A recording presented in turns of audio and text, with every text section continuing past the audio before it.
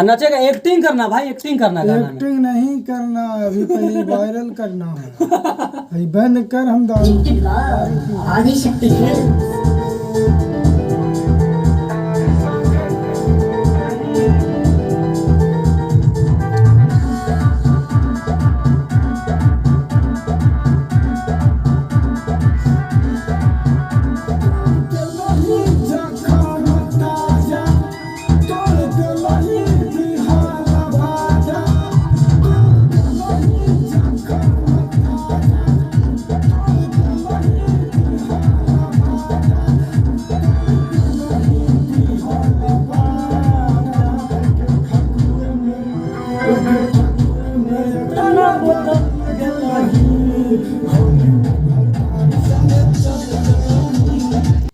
Hello भैया, गोड़ लगातानी। हम रउआ सबन के छोट भाई रफ्तार विक्रांत।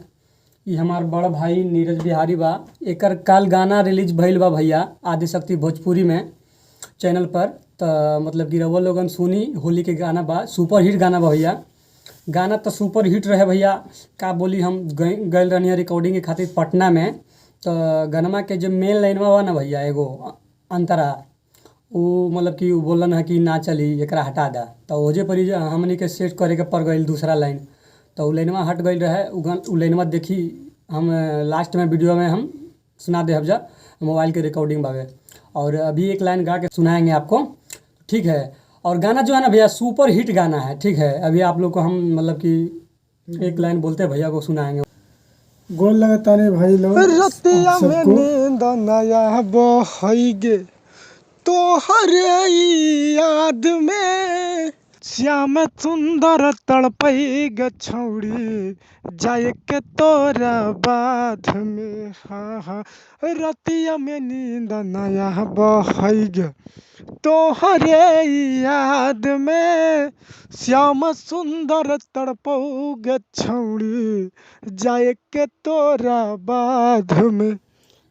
जो भी छोटा कलाकार होता है किसी तरह से रुपया लेकर आता है और स्टूडियो में देता है। जाना तनी भैया, मसूरी बेचले रहनी है 1 मन। तो वही पैसे से हम गाना गावे खातिर म्यूजिक के पैसा हम देले रहनी है। पैसा हम लोग कहाँ से लाते हैं, नहीं लाते हैं, कितना मेहनत हम लोग को करना पड़ता है पैसा लाने के लिए। तो जाकर एगो गाना होता है, 20 दिन कमाते हैं तो एगो गाना का रुपया होता है। और बढ़िया से टाइम नहीं दे पाते हैं वो लोग। अगर जो टाइम नहीं दे पाते हैं तो बोल दें कि जो छोटा कलाकार है वो हमारे स्टूडियो में नहीं आए, और आए तो इतना पैसा लेके आए ताकि आपका काम बेस्ट होए। या तो अगर जो उन लोग अगर जो चाहते हैं कि हम लोग छोटा कलाकार को आगे बढ़ाना चाहते हैं, अगर जो आप आगे बढ़ाना चाहते हैं तो उसको पीछे मेहनत कीजिए, उसको टाइम दीजिए, ठीक है। अगर जो कोई तो मतलब शुरू से नहीं सीखा रहता, आप बताइएगा कि लाइन गलत है, ये लाइन गलत है, फिर से गाबो। आप ये नहीं बोलते हैं। अगर जो शुरू में गा देता है वही सेट कर देते हैं। इसीलिए अगर म्यूजिक तो देते हैं लेकिन लाइन ख़राब हो जाता है, गाने का टाइमिंग ख़राब हो जाता है। तो उसका तो मतलब जो मेहनत करके पैसा लगाया उसका तो मतलब बैकग्राउंड में आ जाता है, उसका तो पैसा बेकार चला गया, क्योंकि वो पैसा लगाया, उसका गाना नहीं चला। ठीक है, गाना नहीं चला,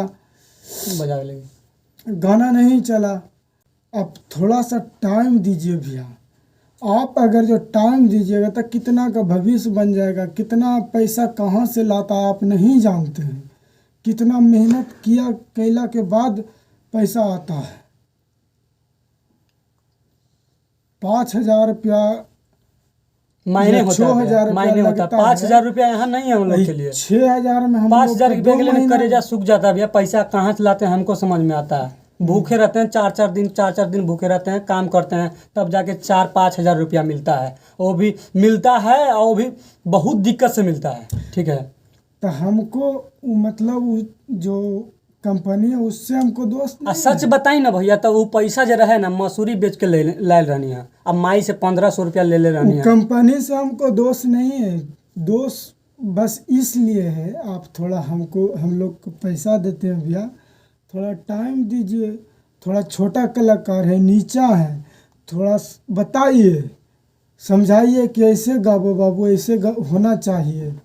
लेकिन भैया आप लोग ये सब नहीं करते हैं, तो हम लोग कैसे आगे बढ़ेंगे बताइए। तो सुनी भाई, ये गाना जे बानू सुपर हिट बा, और वो लोगन के हम सुनावत तनी। हाँ तो भाई सुनी लोगन, आदिशक्ति भोजपुरी पर छूटल बा गाना हमार बड़ भाई नीरज बिहारी के।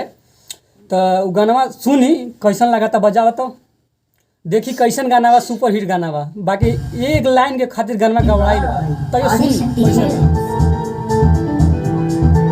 अगर जो श्याम सुंदर जी हमको बढ़िया से गवा देते हैं तो हमको गाना थोड़ा सा कामयाबी होता, लेकिन टाइम नहीं दे पाते हैं वो लोग। इतना बड़ा है कि छोटा कलाकार को टाइम नहीं दे पाते हैं। सुनिए आप लोग। तब वो सुपर हिट बा गाना, सुनी बजावा तो।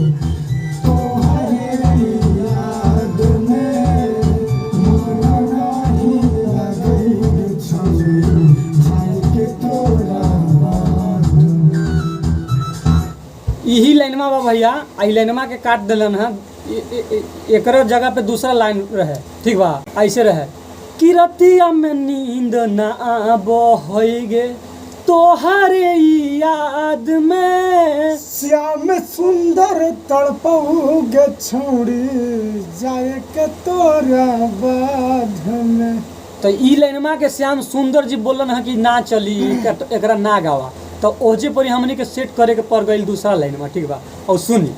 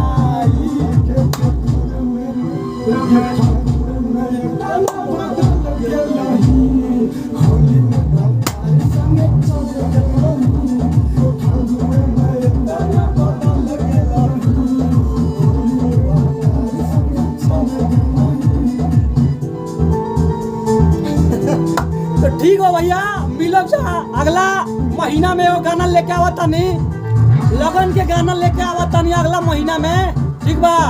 मिली सुनी के खातिर रहो लगन के।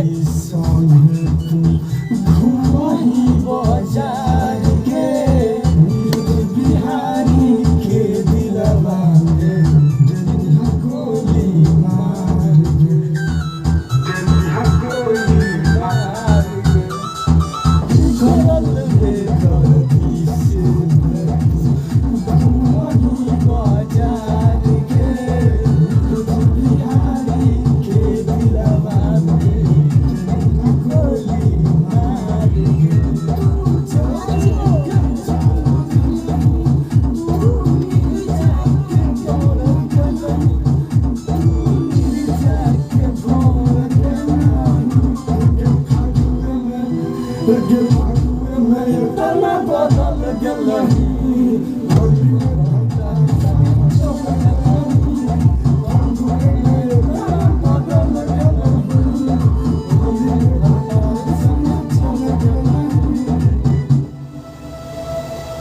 ठीक बा भैया, ई गाना तो सुपर हिट बा। और रउआ लोगन सुनी, दबा के सुनी, शेयर करी। ई वीडियो के इतना शेयर करी नु कि श्याम सुंदर और खेसारी लाल यादव लगे पहुंच जाए और सुनी। हाँ तो भैया, अगला महीना में लगन के वो गाना निकली, जबरदस्त गाना निकली। ठीक बा, नीरज बिहारी के गाना निकली आदिशक्ति भोजपुरी पर। रउआ लोगन के सुने के मिल जाई, सुपर हिट गाना बा। तो रउआ लोगन सुनब जा। अगला महीना में लगन के गाना निकली हमार बड़ भाई नीरज बिहारी के। तो रउआ लोगन सुनब जा, एकदम खूबसूरत गाना निकली, एकदम गर्दा मचा दी पूरा बिहार में। लगन के गाना बा भैया। अभी फिलहाल में तो आदिशक्ति भोजपुरी पर एगो गाना छूटल बा होली के, वही टाइप के गाना रही, वो से बढ़िया रही, एकदम लाख गुना बढ़िया रही। तो रउआ लोगन सुनब जा। हमार नीरज बिहारी भाई बनी जा, बड़ भाई बड़न। तो इनकर गाना एकदम सुपर हिट गाना हम लेके आए जा। ठीक बा भैया। तो अभी तो इतने बा, फिर मिलब जा अगला महीना में लाइव के माध्यम से दोनों भाई। ठीक बा भैया। तो अपन रउआ लोगन ख्याल रखी और हमार गाना के प्यार आशीर्वाद दी रउआ लोगन। ठीक बा भैया। तो हमनी के माफ़ी मांगतनी कि कुछ अगर गलती बोला गई हो कि तो माफ़ कर देव जा। ठीक बा। अगला महीना में मिलत तानी दोनों भाई लाइव के माध्यम से मिलब जा। अभी फिलहाल में आदिशक्ति भोजपुरी पर गाना सुनब जा रहुआ। ठीक बा।